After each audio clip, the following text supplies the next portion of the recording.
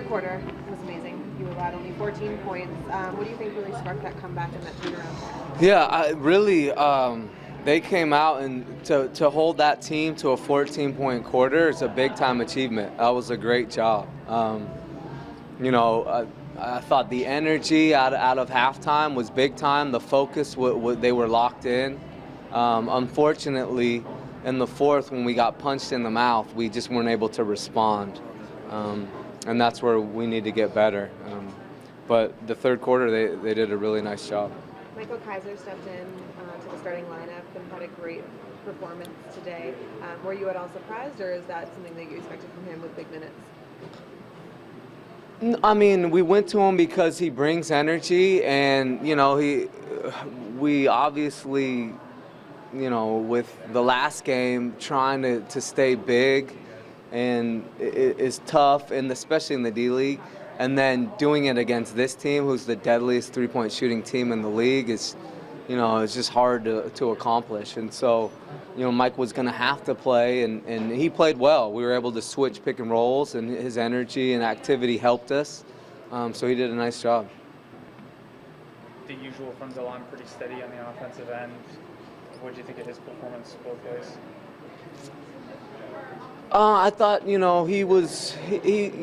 obviously pretty good. I thought his mistakes were really untimely at the times that he made them, but I take a little bit of the hit on that. I mean, I played him 45 minutes, because of, our roster at this second. And so, some of those, I'm sure, are fatigue mistakes. But I thought he had a pretty good game. Obviously, we always want more out of him.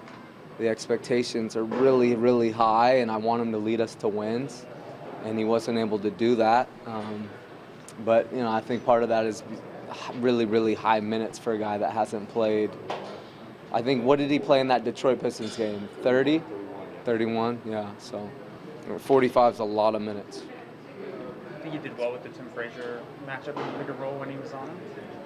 Yeah, it's hard for me to talk about DeLon because they were putting Sim and Lucas in it with shooting bigs, and their guards weren't really looking. They were trying to pick on our big guys, and so they were more going to the popping big. And, I thought, when we were hotting, DeLon did a nice job. They weren't able to post him or take advantage of him. And so, yeah, he was okay, but it was different. It wasn't a typical NBA game where that he's involved in pick and rolls where the big is rolling. It was a pick and pop game that we did a lot of switching. So it was different than what he's going to be accustomed to with the Raptors. You mentioned Sim in the defensive side. He had to contest with Cody Clark and did, in my opinion, I thought a pretty damn good job with how active Cody Clark is. How do you feel he did defensively contesting with a guy like him? Yeah, I thought Sim had some really big-time segments where he was trying really hard and he was covering ground and he was defending a much more agile player that can shoot the three. And so he had some really impressive minutes. As the game goes on and those minutes ramp up, him being able to do that, it's just impossible. He's never had to do that. But the effort that he showed, being able to even do it for 3-4 minutes, I thought was really, really impressive by him. That one closeout on the three-point line late in the game, a little bit of a scare on the bench there as he came running through the sideline. Sim? Yeah. It's always a scare if you see Sim coming at you. There's not a lot of breaks there. And just finally, you have 20 assists on 41 field goals. Were you happy with the way that you guys executed on the offensive end today? In the half court, we weren't great, but in transition, we were pretty good. When we were able to get stops, I thought our decision-making in transition, being able to put pressure on them and make plays at the rim or kickouts was really good.